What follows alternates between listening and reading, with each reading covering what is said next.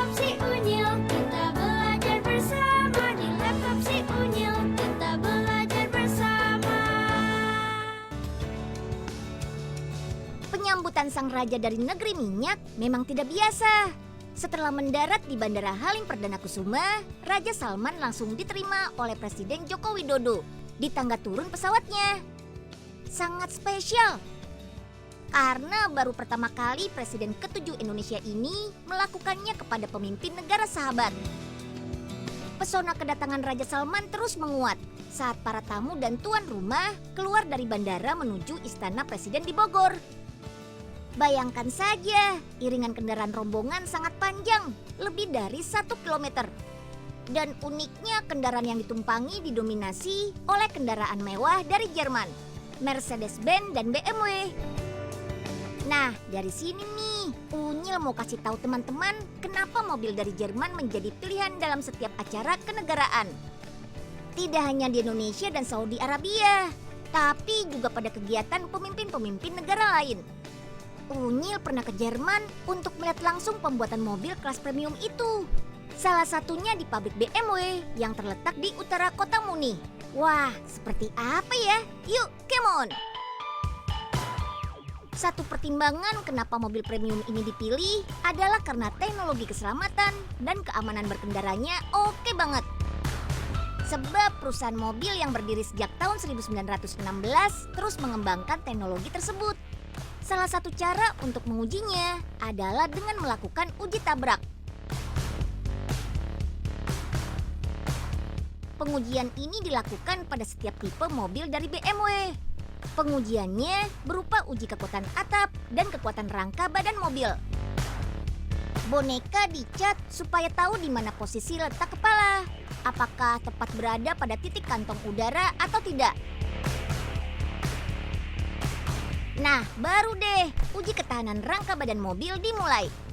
Kali ini uji tabrak pada bagian depan mobil, bagian samping hingga terguling dengan kecepatan 65 km per jam.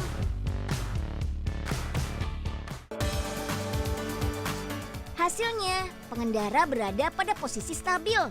Pada uji tabrak samping, keseluruhan badan dapat secara baik terlindungi. Tapi uji coba ini bukan untuk ditiru di rumah ya. Selain uji tabrak, ada juga teknologi lainnya. Seperti Connected Drive atau aplikasi yang bisa menghubungkan pengemudi dengan berbagai macam fitur berbasis internet. Membuat pengendara menjadi lebih bebas berkonsentrasi mengemudi. Ada lagi. Pada tipe BMW seri terakhir memiliki sistem sensor penyetiran mobil otomatis, fitur peta digital otomatis, dan 12 sensor di hampir keseluruhan sisi mobil, ditambah navigasi otomatis. Kehebatan sensor penyetiran otomatis didukung juga oleh 4 lapis sensor penyaring gambar untuk mengetahui berapa jarak aman dengan kendaraan di depan. Dan 1 lapis sensor penyaring gambar pada kedua sisi mobil. Wih, kamera di 2 sisi depan dan belakang juga satu rangkaian dari sistem yang super pintar. Nah, tahu nggak kenapa pintar? Karena terdapat perangkat komputer yang terletak di belakang mobil. Jadi 12 sensor otomatis akan memberikan informasi ke perangkat teknologi pengontrol. Wow, keren!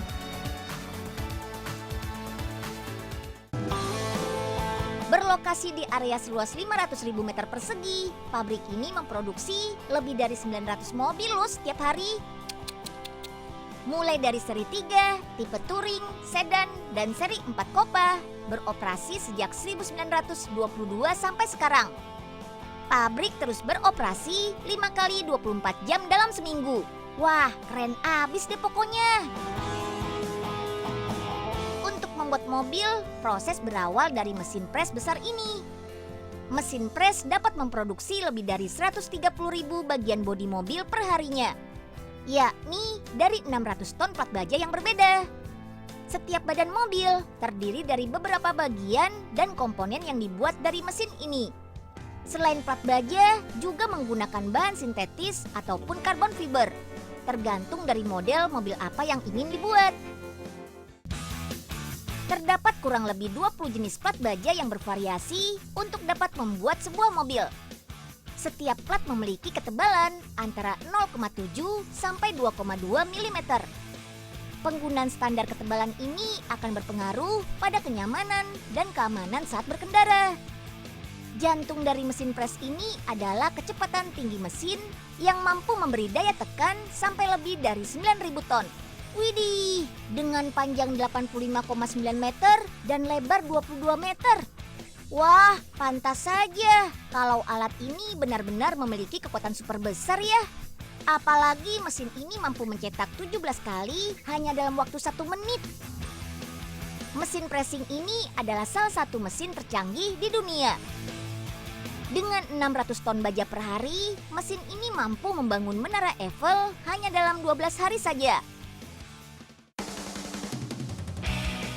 Lanjut, kalau tadi mesin pres membuat beberapa bagian dan komponen, maka pada proses ini bagian-bagian itu akan kita gabungkan bersama. Saatnya robot-robot beraksi. Pengelasan dilakukan dengan kecepatan konstan, teliti, sampai 1/10 mm.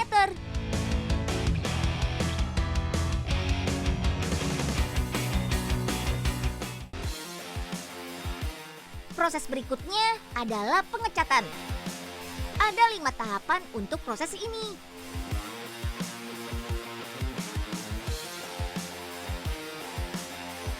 Pertama, rangka badan mobil dicelupkan pada deterjen alkali.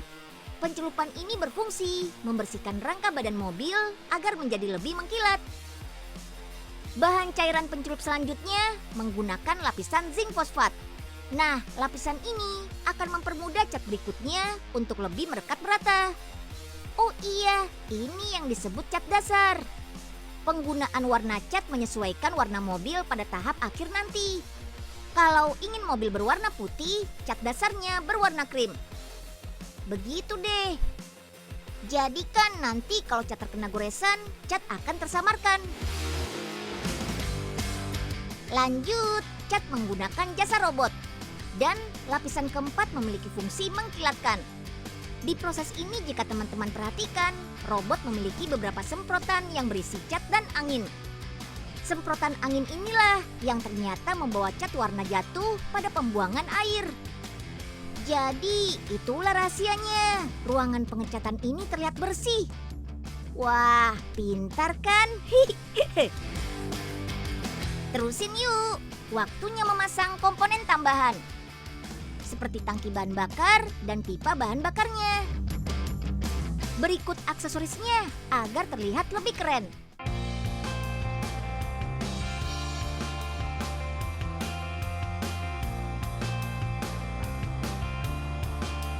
Nah, baru deh saatnya penggabungan rangka badan mobil dengan sasis dan mesin.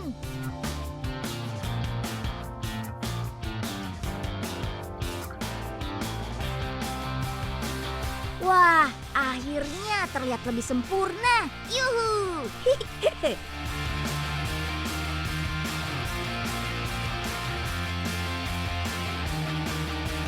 Selanjutnya, tes kecepatan mobil seperti ini. Mobil akan dimasukkan ke dalam ruang pengetesan. Nah, sekarang mobil sudah siap dipasarkan.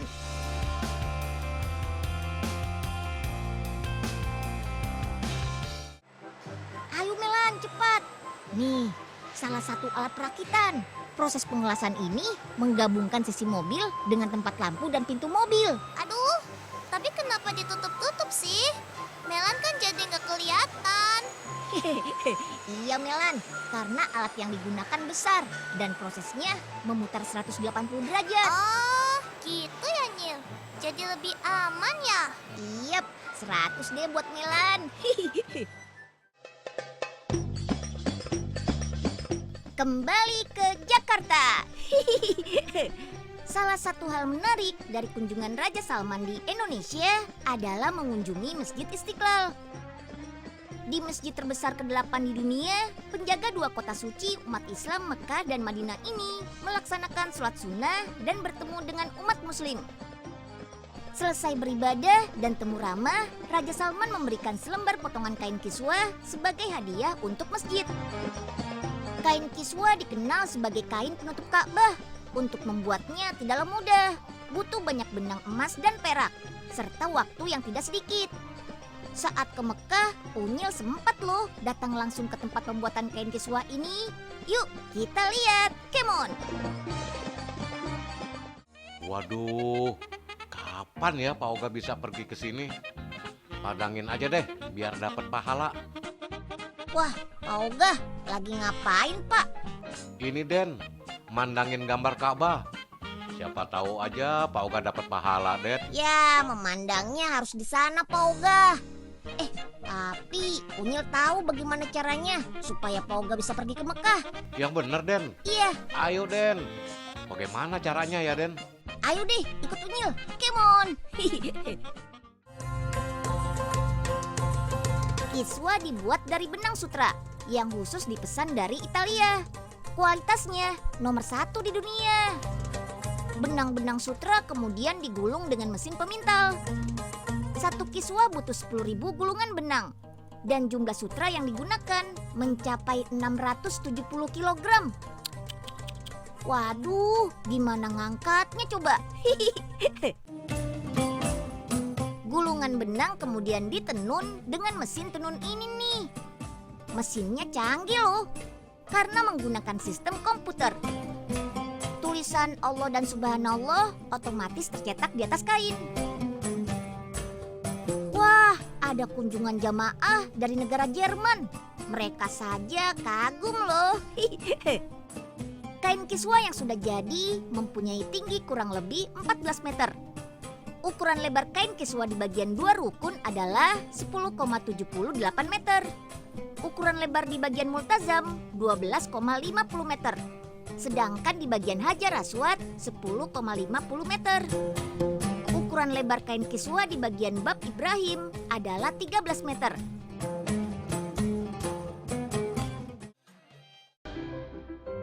Nah, ini nih Pak, cara supaya Pak Oga bisa pergi ke Mekah.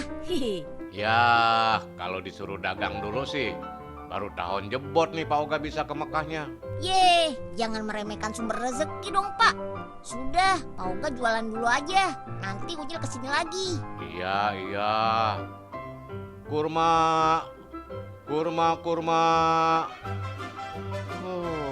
Kalau dagang dulu sih, Oga anginnya semilir nih. Udah tidur dulu. Nanti juga kalau ada yang mau beli, pasti ngebangunin. Yang membuat kain kiswa indah tentu saja sulaman benang emas bertuliskan ayat-ayat Al-Quran.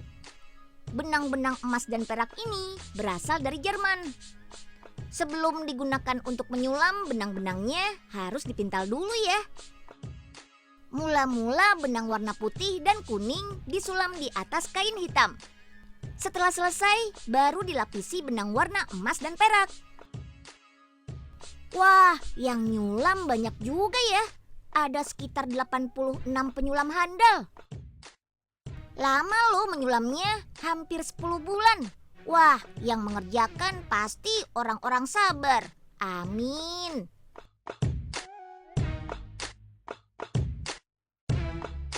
Oh iya, tulisan Al-Quran yang terdapat pada kiswa, di antaranya surat Al-Ikhlas, Asmaul Husna, dan juga lafaz La ilaha illallah, tiada Tuhan selain Allah. Kalian tahu nggak, setiap tahun kiswa Ka'bah diganti terus loh. Tepatnya setiap tanggal 9 Zulhijjah, bertepatan saat jemaah haji wukuf di Arafah. Saat Masjidil Haram sepi, saatnya kiswa Ka'bah diganti.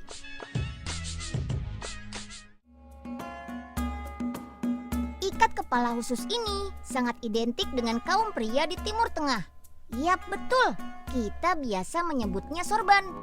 Di negara Timur Tengah, kain dengan motif khas kotak-kotak ini punya nama lain. Ada yang menyebutnya kefiyeh, gutra, dan smah. Awalnya, sorban dibuat untuk melindungi wajah dan kepala dari sinar matahari saat melewati gurun pasir. Lalu, para pria di Timur Tengah mulai menggunakannya saat berkegiatan sehari-hari. Kini sorban berubah menjadi aksesoris fashion, berkelas dan mendunia loh. Tidak hanya pria, wanita pun juga suka pakai sorban. Bahkan di Dubai ada aneka produk fashion berbahan sorban. Mulai dari tas, dompet, sampai pakaian. Wah, keren kan? Nah, mau tahu bagaimana membuatnya? Let's go, ikuti Unyil. Dah, Nyil, nih dia nih yang namanya apaan dah? Korban ya? Lakban ya? Apaan dah, Nyil? Sorban, Po, sorban. Nah, kalau di Dubai, sorban ini bisa dibuat jadi tas, Po. Widih, keren banget ya. Belum ada yang punya ya, Nyil, di Indonesia. Kalau Empo bawa ke Indonesia, Empo pasti jadi trendsetter ya, Nyil. Po Ipe, kayak tahu aja apa artinya trendsetter. Ya tahu lah, Nyil. Pan Empo gaul. Ntar Empo mau borong dah semuanya. Boleh aja, Po, asal ada uangnya. Ini dia pencetusnya, Tante Karin. Wanita berusia 40-an tahun yang berasal dari Prancis. Pertama, buat desainnya dulu yuk. Tante Karin sendiri yang mendesain semua produknya loh, keren. Sorbannya berasal dari sekitar Dubai. Wah, bagus-bagus banget ya, aneka warna. Tante Karin memang sengaja pesan warna-warna khusus yang jarang di pasaran, agar hasil produknya lebih menarik. Mantap! Oke deh, desainnya sudah jadi. Lanjut buat polanya. Usahanya yang bernama Kindex ini sudah berlangsung selama 5 tahun loh. Sekarang potong sorban sesuai pola. Tante Karin biasa pakai sorban dengan lebar 60 cm. Untuk satu tas butuh satu sorban. Kalau ada sisa bahan bisa kita buat jadi dompet kecil nih. Sip deh, agar tas makin cantik, lengkapi dengan aksesoris. Seperti batu permata imitasi ini. Tempel pada potongan kertas berbentuk tangan khas Timur Tengah. Oke deh, gunakan alat khusus bersuhu 60 derajat Celcius agar aksesoris menempel sempurna pada kain. Sip lah. Terakhir, jahit semua bagian sampai membentuk sebuah tas. Ini dia, aneka tas berbahan sorbannya. Beragam ukuran tersedia di sini. Gak cuma tas loh, dompet, pouch, tempat tisu, dan baju juga ada. Agar semua produk fashion ini bisa kita pakai dalam segala suasana, ada lapisan plastik di bagian luarnya. Jadi sorban bisa terlindung dari air. Mantap! Uniknya, semua produk terdapat lambang khas Uni Emirat Arab loh. Seperti telapak tangan, pohon palem, tulisan Dubai dalam huruf Arab, papan surfing, dan bintang. Jadi ciri khas negaranya gak ketinggalan. Wah, hebat! Selain menjualnya secara online, Tante Karin juga menitipkan produknya di beberapa gerai di Dubai dan Abu Dhabi. Agar produknya dikenal luas, dia sering mengikuti ajang pameran di dalam dan luar Dubai. Untuk harganya sangat beragam. Dari yang paling murah sekitar 80 dirham atau 300 ribuan, sampai yang mahal mencapai jutaan. Nah, gimana? Tertarik untuk bergaya ala Timur Tengah? Nah, nih dia nih, pas banget buat Empo. Bisa dipakai ke mall dan... Ya ampun, Po Ipe, gak mau kalah banget sih sama anak muda. Memangnya Po Ipe mau ke mall mana sih? Paling cuma ke pasar, beli sayuran. Set dah, sekate-kate aja kalau ngomong. Gini-gini, Empo punya kontrakan 20 pintu, Nyil. Udah, ini Empo mau beli. Ya udah, ayo deh Po, bayar dulu Po. Bayarnya pakai dirham ya Po, bukan rupiah.